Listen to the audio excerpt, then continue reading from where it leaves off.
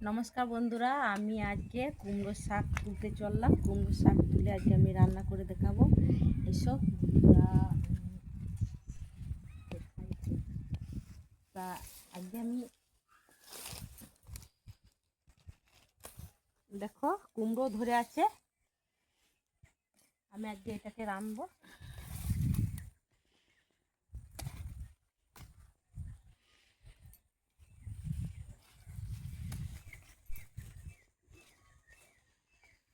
আমার শাক তোলা হয়ে গেছে, এবারে এটাকে আমি রান্না করে আমি দেখাবো।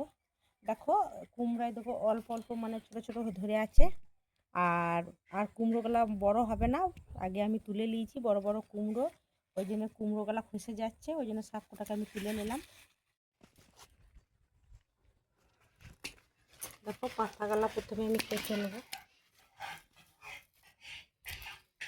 এর পাতাগুলা কিন্তু এইভাবে বাছতে হবে।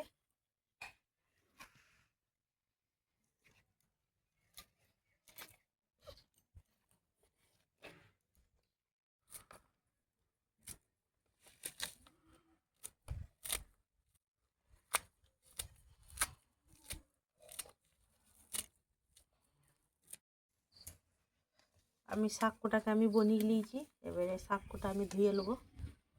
আমি শাকটা ধুয়ে নিয়ে চলে এসেছি, এবারে আমি রেঁধে নেবো। আমার গরম হয়ে গিয়েছে, আমি এবারে কড়াইয়ে তেল দিয়ে দেবো। আমার তেল গরম হয়ে গেছে, আমি 5 ফোড়ন দিয়ে দেবো। 5 ফোড়ন দেওয়ার পর আমি রসুন দিয়ে দেবো। শুকনো লঙ্কা দিয়ে ভাজতে হবে। ভাজা হয়ে গিয়েছে, এরকম করে রসুনটা পুরা পুরা করে ভাজতে হবে। এরপর আমি শাকটা ধুয়ে রেখেছিলাম, সেটা আমি দিয়ে দেবো। এরপর আমি লবণ দিয়ে দেবো। দেখো আমি চিনি দিয়ে দেবো। আমি ঢাকা দিয়ে দেবো। আমি এবারে দেখে নেবো আমার বন্ধুরা, এটা ভাতে মার বাটে, আমি ভাতে মারটার মধ্যে দিয়ে দেবো, তাহলে গাঢ় হবে।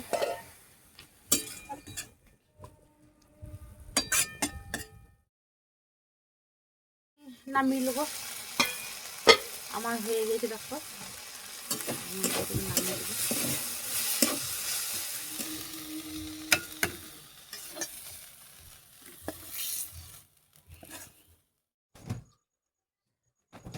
আমি খেয়ে দেখাবো।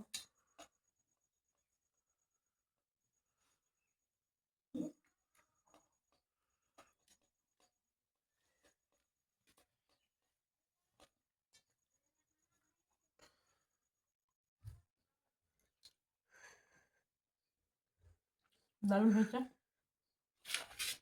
এইটুকু।